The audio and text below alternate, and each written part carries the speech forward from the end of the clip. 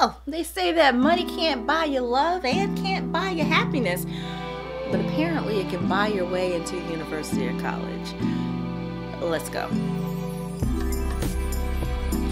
Hey guys, it's Marsha and welcome to Really Seriously For Real. Yeah. For real. What is going on in the world? I mean, first we got Jesse. And I don't know whether he did it, didn't do it, or whatever the case is.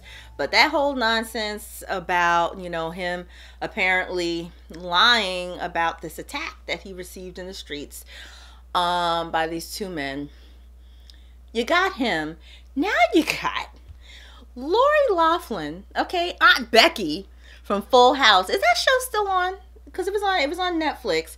Is that show still on? Because I tell you one thing, if it is still on, her behind is definitely being written off. And in fact, Full House producers going to be calling up Empire like, how do you think we should deal with this? Actually, I don't think they were renewed now that I think about it. Maybe they already knew about it. And then we have Felicity Huffman. Felicity Huffman, Academy Award nominee, okay, and wife of William H. Macy. What is going on in the world?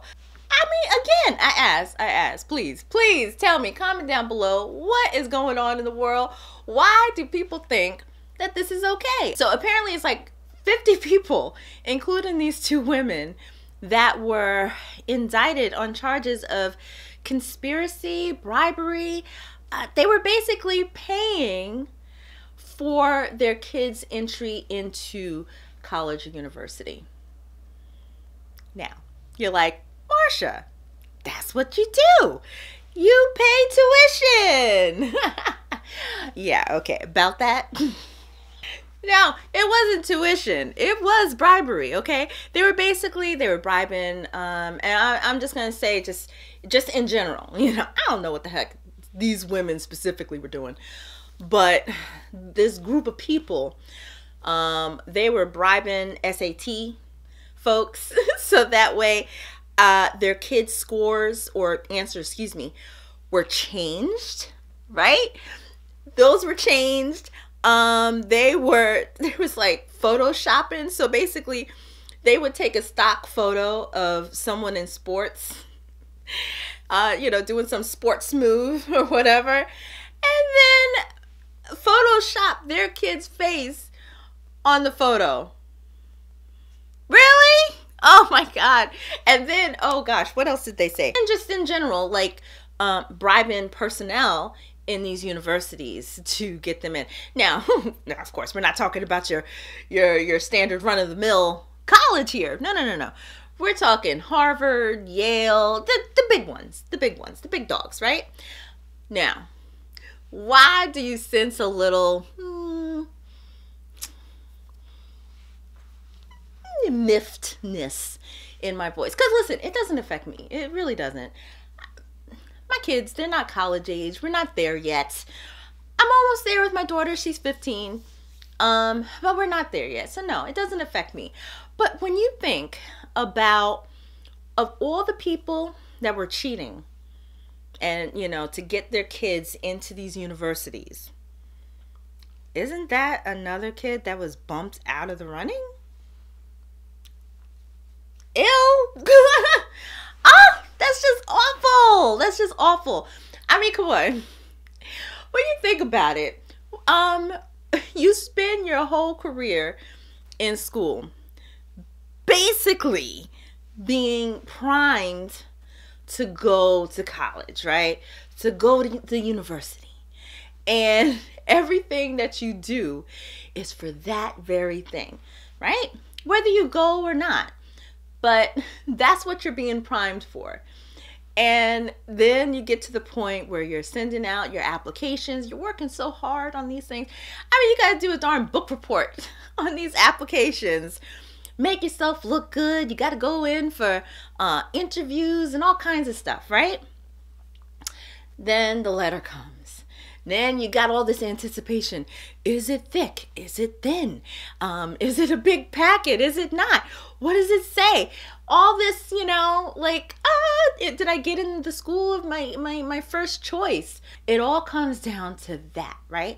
And then like, okay, you know what? Even bringing my daughter into this. Well, no, she's not ready for that college experience yet. But when you think about all the pressure that these kids are under now, she's in high school. I mean, every other day or every few days, she's coming out of her room like she just walked out of a nuclear blast, okay? She's just like horrified over the amount of work that she's doing or the homework that she's doing, or just, you know, feeling overwhelmed with the assignments or whatever the case is. You know, it's not every day, but it's just every so often where things just get a little heavier than normal. And it's just like, okay, yeah, she'll come out of her room, she'll stop, and she's like, I just need to play on the piano for a little bit, you know? So she'll play a song on the piano, get herself collected, feeling a little bit better, then go back into her room and, you know, and try again. All right. And she's very good in school. I'm not even concerned about her work or whatever, but yeah, it does get to her. As with other kids. So then again, you have that added pressure of trying to get into school and get into the, you know, the university that makes you feel like a whole person, and then you're rejected. I mean, could you imagine being one of those kids that was denied a spot in Harvard, for God's sakes, because of that? I mean, you know, listen, you'll never know. You'll never know. You'll never have an inkling if you were the one. I'm saying you, but I don't know who's watching. But oh, how horrible. And that's the thing. It's like people like Jessie, you know, and Lori and Felicity. What's up with the E at the end here, okay? People like these folks, they don't think about the bigger picture. Because when you do something, you know, fine, you may think, oh, this is going to benefit me. This is going to work. This is going to work. You know, it's all about me, and mine. But think about the bigger picture. Open up your minds and think about who else is out here that can be affected by the choices that you make. You know, if Jessie did what he did, because this is not a Jessie video, but if Jessie, because I didn't make a video and I really wanted to, but if Jessie did what he did because he needed more money, or he wanted more money, or wanted more respect, or wanted more limelight, like what you had wasn't enough. And then the same thing with Felicity and Lori. You wanted your kid to get into the school or whatever. I mean, geez, like, again, as if you didn't already have enough. Get the kid a tutor. Get him a tutor. And, you know, get him better at what they do and let them try. Like, what kind of example is that setting for the kids when all you're teaching them is that you can just buy your way out of anything? But I guess that is the teachable moment here, because guess what? You can't. It always catches up with you, i.e. like this did. So, what do all of you think about this incredible story here? And don't forget to like, share, comment, subscribe, all that good stuff. And thanks for watching. Until next time.